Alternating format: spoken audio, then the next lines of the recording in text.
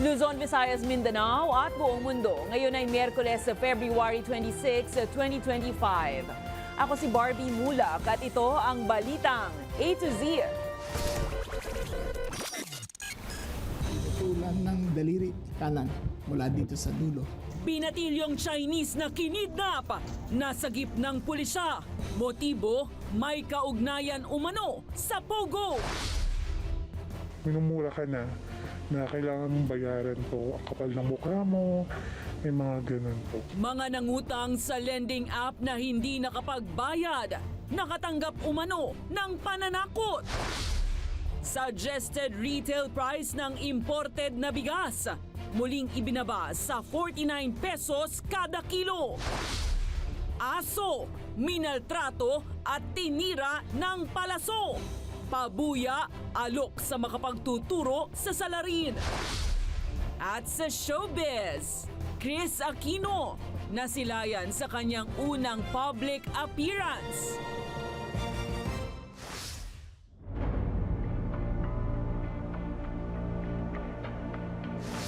Magandang gabi, pambungad sa ating newscast. Tinitignan na may kaugnayan sa Pogo ang kaso ng pandurukot sa isang binatilyong Chinese na estudyante sa isang eksklusibong paaralan sa Taguig City. Ayon yan sa Department of Interior and Local Government. Nasagip ang biktima pero ang isa sa mga daliri nito putol na. Ang Balitang A to Z ni Ian Maghanon. Kuha ang videong ito ng Philippine National Police ng masagip ng sanib puwersang Metro Manila Police at Anti-Kidnapping Group ang 14 anyos at di na pinangalan ng binatilyong Chinese na umano'y biktima ng pandurukot. Ayon sa Department of the Interior and Local Government, huling namataan ng biktima noong February 20 kasama ang family driver sa isang pribadong paaralan sa Taguig City. Nitong Martes lang ng gabi, nasagip ang binata sa Macapagal Avenue, Parañaque City habang hinahabol ng pulisya ang mga persons of interest sa tulong ng advanced tracking device. Naibalik naman na ang biktima sa kanyang magulang nang walang binabayarang ransom ayon sa mga otoridad. Yun nga lang, Pinutulan ng daliri mula sa kanan. Sa kanan. Kanan mula dito sa dulo.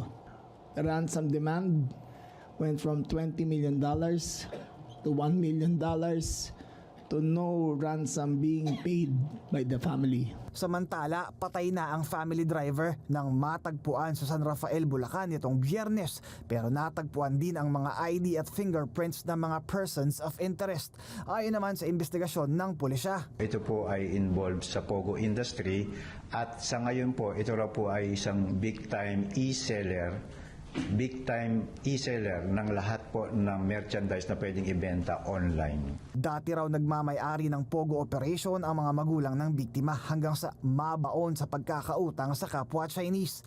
Base sa datos ng PNP Anti-Kidnapping Group, may 40 kaso ng pandurukot na naitala mula January noong nakaraang taon hanggang February 2025, kung saan 10 ang nauugnay sa ilegal na operasyon ng Pogo.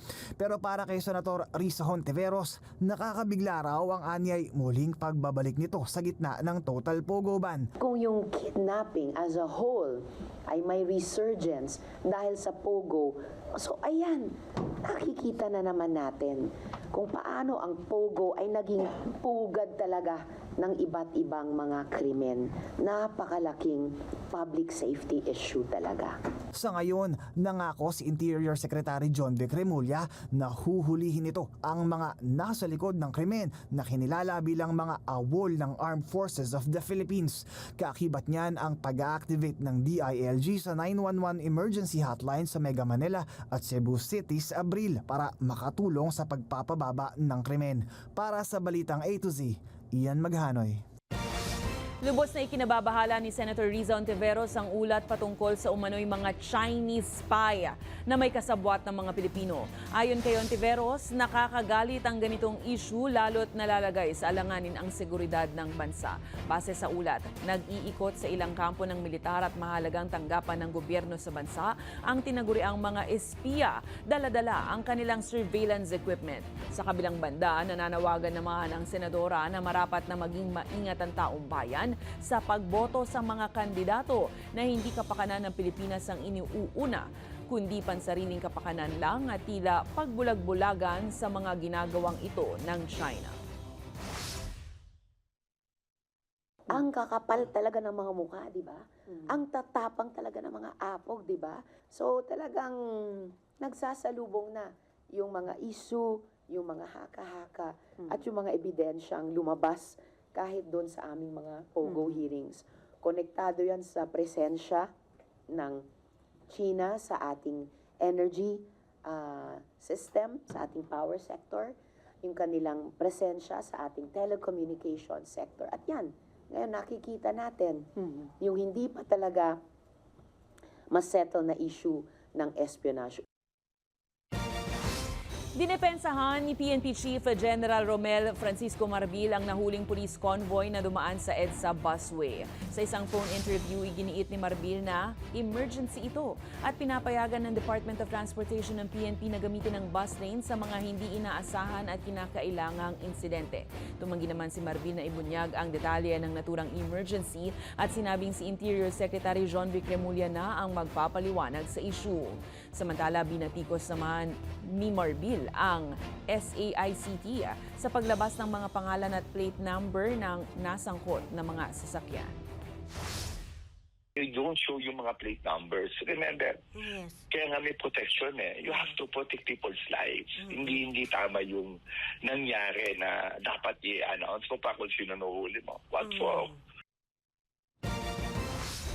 Nasubukan nyo na bang manghiram ng pera sa mga lending app? Ibinibida ng mga ito ang mabilis na processing at wala gaanong requirements. Pero sinisilip ngayon ng PAOK ang mga lending app na ito dahil sa mga sumbong ng harassment at pananakot sa mga kliyenteng hindi nakakapagbayad. May balitang A to Z si Kim Salinas. Minumura ka na kailangan mong bayaran to, ang kapal ng mukha mo, may mga ganun po. Ito ang mga katagang natatanggap umano ng borrower na itatago natin sa pangalang Kate mula sa inutangan niyang lending app. Ito'y matapos siyang hindi makapagbayad sa kanyang due date. Aniya, naingganyo siyang mangutang sa app dahil sa bilis ng pagproseso at wala gaanong requirements bukod sa ID. In just mga 3 minutes, meron na agad na ipapasok na pera sa GCash. Kung nanghiram ka ng 3,000, ibabalik mo 4,500 agad in a week. Ganun kalaki yung mga interest. Tapos pag hindi po kayo nakabayad, nagdadagdag pa ulit hanggang sa lumaki ng lumaki. Pero dahil hindi agad nakapagbayad si Kate, dito na siya napasubo at pumasok sa Tapal system kung saan umutang siyang muli sa ibang lending app para mabayaran ang naunang loan. Grabe rin yung pananakot na through text tsaka tawag, yun. Hindi ka tatantanan nila, laging tawag ng tawag. Tapos may instances pa na yung mga contacts mo, tinatawagan din nila, pinapahiya ka. Sa 5,000 pisong utang niya, lumobo na sa 30,000 pesos at patuloy pang tumataas dahil sa interes. Ayon kay Charles, na agent sa isang lending app, hindi naman sila nangaharas sa mga hindi nakakabayad sa kanilang utang. Sa totoo lang, kasi nag-a-advance lang po, nagre-remind lang po talaga kami sa mga client namin na na kailangan po nila magbayad sa ganitong araw, sa mismong due date po nila. Wala naman po sila talaga napatunayan na harassment. Sa advance department, puro lang po talaga doon, reminders. Hindi rin aniya totoo ang commission system sa bawat kliyenteng mapapagbayad nila. Pero ayon sa Presidential Anti-Organized Commission, tinututukan nila ngayon ang mga lending app dahil sa mga sumbong na kanilang natatanggap. Merong mga complainants kasi dyan na nag-start sila yung utang nila ng 50,000, and then umabot na ng 450. So, imagine kung masingil nila yon, malaki yung binibigay sa kanilang porsyento. Ayon sa PAOK, kailangang silipin ang pamamahiya at pananakot ng mga agent sa kanilang mga kliyente. Yung iba nasira yung pamilya, yung iba nagpakamatay, yung iba talagang pati yung mga anak nila natakot na kasi nga pag nangihiya sila is ipapadala nila sa mga kaibigan mo sa sa Facebook. Bukod pa ito sa malaking interes sa mga ola na nauuwi sa pagkabaon sa utang. Sa gitna ng pinansyal na kagipitan, huwag pumasok sa mga online pautang. Baka imbis na ginhawa ay perwisyo ang maranasan. Para sa Balitang A to Z, Kim Salinas.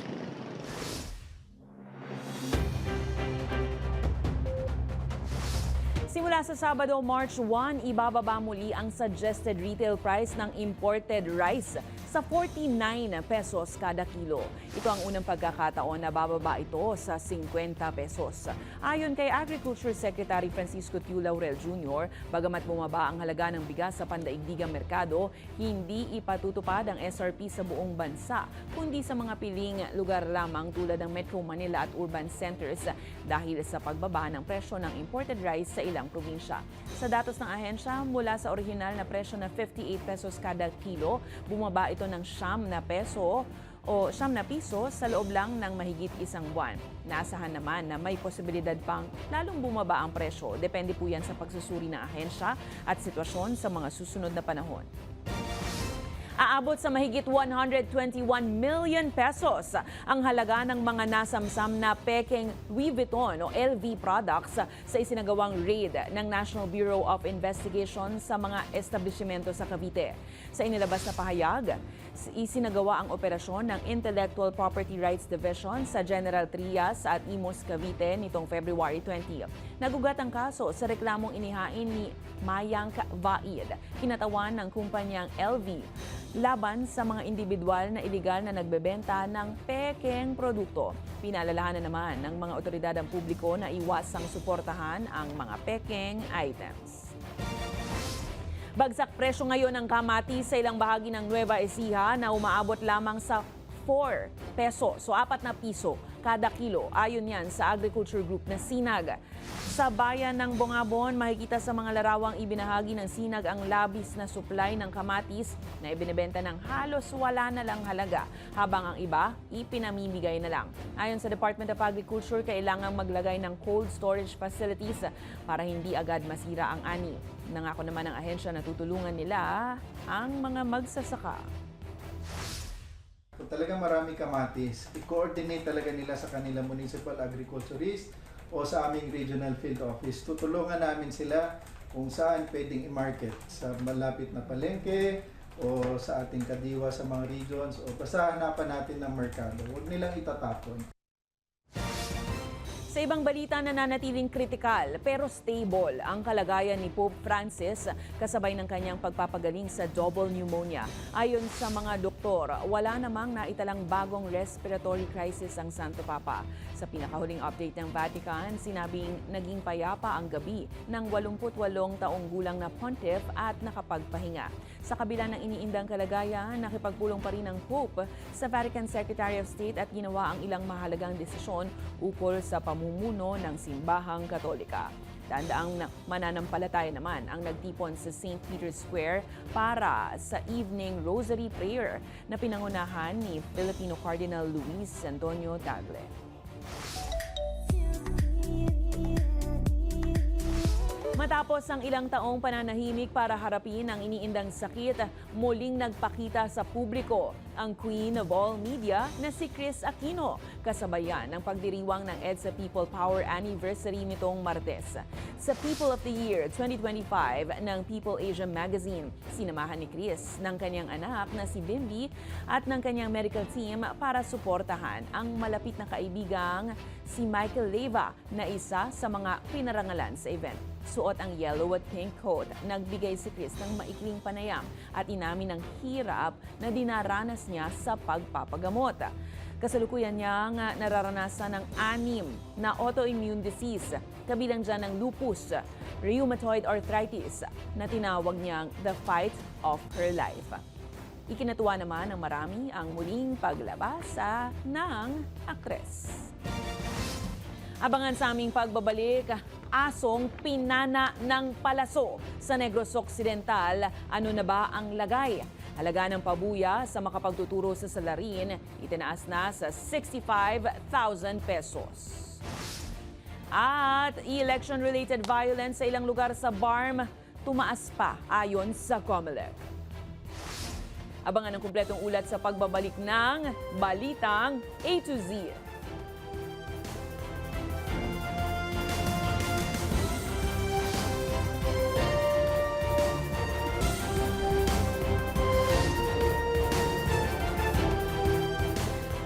Umabot na sa 65,000 pesos ang halaga ng pabuyang iniaalok para sa makapagtuturo sa salarin sa pagtira ng palaso sa asong pinangalan ng TikTok sa Murcia, Negros Occidental.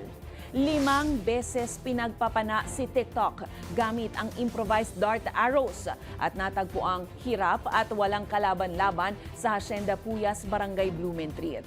Iniligtas ng PAC Project PH ang aso at dinala sa veterinary clinic para sa agarang pagpapagamot. Una nang kinondena ni Mayor Jerry Rojas ang naturang insidente at nagpaabot ng halagang 10,000 piso. Ngunit lumobo naman ang halaga matapos magbigay ng donasyon si Senator JV Ejercito at iba pang anonymous donors. Kasalukuyan namang nagpapagaling na si TikTok.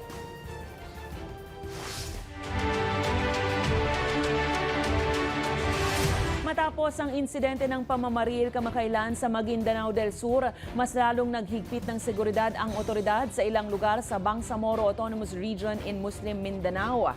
Nakapagtala kasi ang Commission on Elections ng pagtaas ng kaso ng election-related violence kahit hindi pa nagsisimula ang campaign period para sa lokal na posisyon. May balitang A to Z si Naomi Almohano. Hindi pa man nagsisimula ang campaign period para sa mga lokal na kandidato, nakitaan na ng Commission on Elections ng pagtaas ng kaso ng election-related violence sa BARM, partikular na sa Cotabato City at Maguindanao del Sur. Kasunod ito ng insidente ng pamamaril kamakailan lang sa re-electionist na si Maguindanao del Sur Vice Mayor Omar Samama nang dumalo siya sa isang public event sa Barangay Magaslong. Kasalukuyan, any violence directed against a candidate, an incumbent official, is always election-related. Huwag na po nating sugarcoat pa yan. Aminado rin na talagang malaking problema ang karahasan sa Maguindanao kumpara yan sa Tawi-Tawi at Sulu na tila mapayapa ngayon. Dahil dyan, kinumpirma ni Garcia na kailangan na ang reclassification ng mga lugar sa BARM na isa sa ilalim naman sa Red Area of Concern category. Sa kasalukuyan kasi nasa 32 lugar sa BARM ang nasa red category, habang ang 6 sa Regions 2, 5, 6 at 8. Asahan nyo lalo pag pumasok ang 45-day period ng campaign. Yan ang pinaka-critical.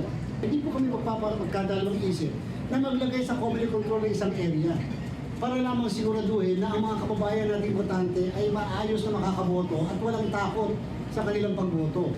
Samantala, tiniyak naman ang poll body na mas magiging handa at ligtas ang isasagawang kauna-unahang BARM parliamentary election sa Oktubre. Karagdagang puwersa at otoridad ang kanilang ilalaan sa bawat presinto. Meron po kami 7,000 na hinahanda ng mga miyembro ng PNP para magsilbi as electoral board members. Wala pa namang inilalabas na datos ang COMELEC kaugnay sa mga lugar na iaakyat nila sa red category. Gayunpaman, kumpara sa mga nagdaang halalan, ito raw ang pinakamababang election-related violence na naitala ng COMELEC sa ngayon.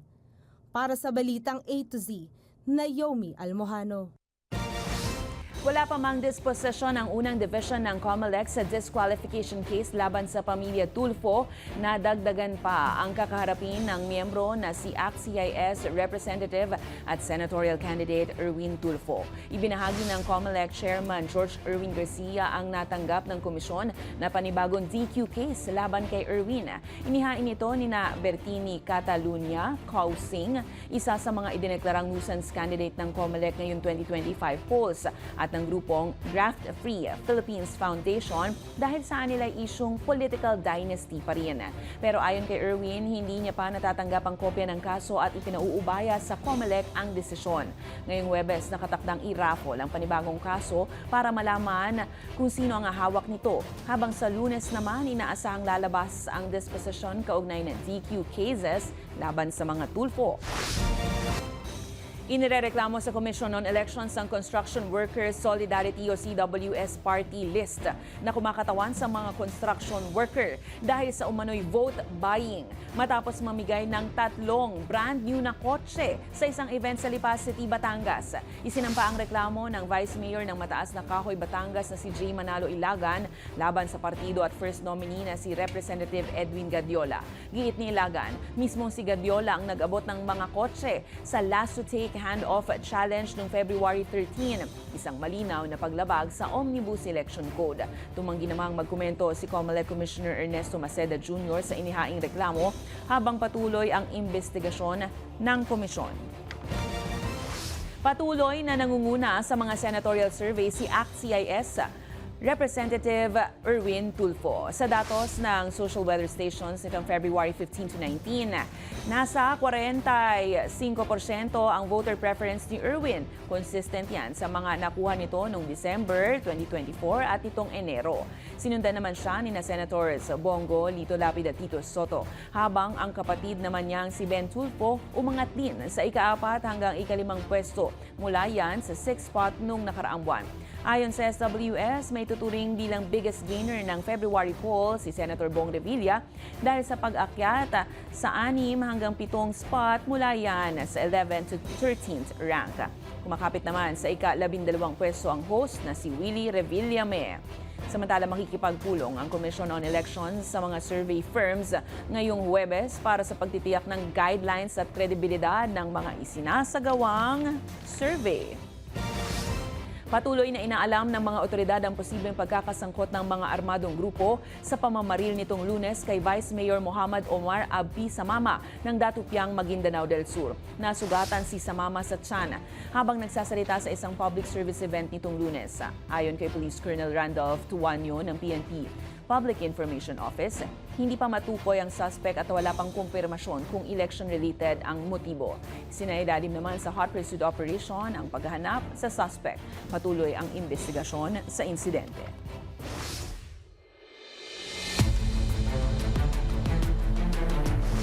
Inamin ni Senator Riza Ontiveros na may pasya na siya sa ilang kasong kinasasangkutan ni Vice President Sara Duterte kaugnay sa kanyang impeachment.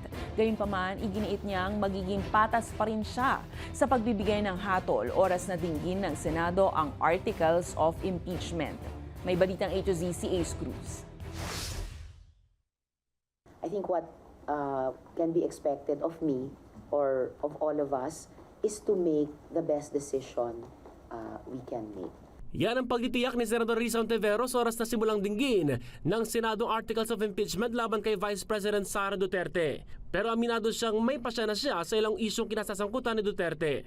May judgment na akong namumuo the past several years na nakita ko sa performance kahit wala pa itong impeachment on the issues na inimbestiga namin dati or dinebate namin dati, some of which ay mga pumasok sa importanteng grounds ng impeachment. Gayunman, tiniyak niyang pag-aaralan pa rin at babatay pa rin sa mga ebidensyang ilalabas sa trial. Pabor din si Ontiveros sa hiling ng Senate Majority Leader na si Coco Pimentel na magpatawag ng caucus o yung meeting si Senate President Francis Escudero para malaman kung pabor ang iba pang mga senador na simulan na ang impeachment trial. Nauna nang sinabi ng Senate President na hindi siya pabor na magpatawag ng special session dahil para lamang ito sa urgent legislative measures. So whether special session o at kung sino man ang mag-request noon, kami ba, Malacanang ba, for me secondary yon. Ang primary ay sumunod kami sa utos ng konstitusyon.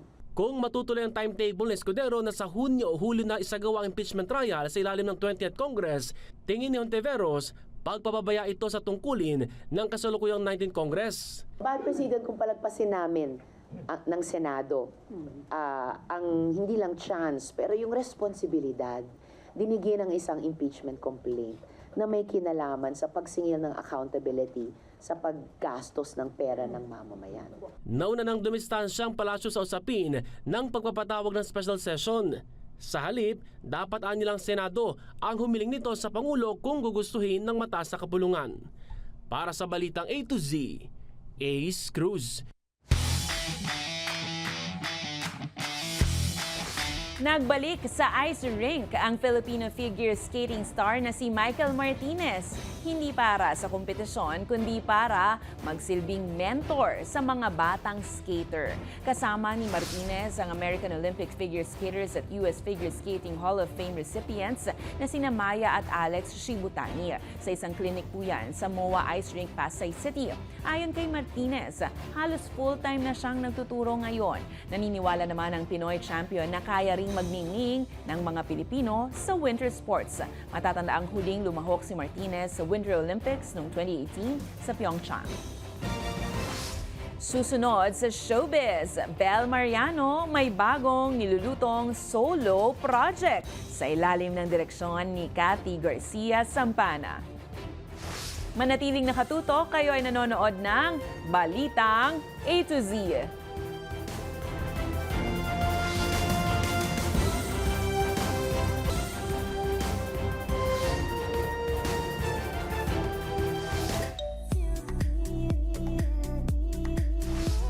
Magkakaroon ng solo film si kapamilya actress Bel Mariano sa ilalim ng blockbuster movie director na si Cathy Garcia Sampana.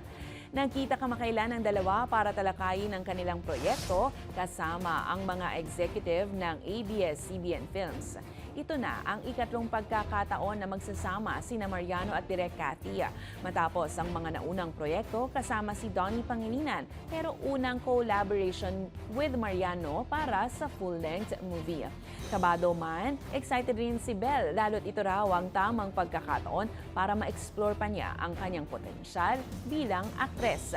Kaya naman, abang-abang lang para sa mga Bel fans.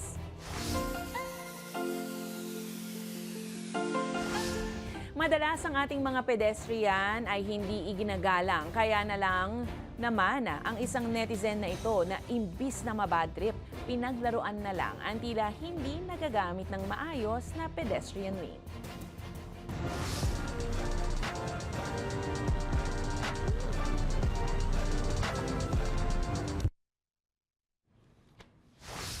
Ayun lang.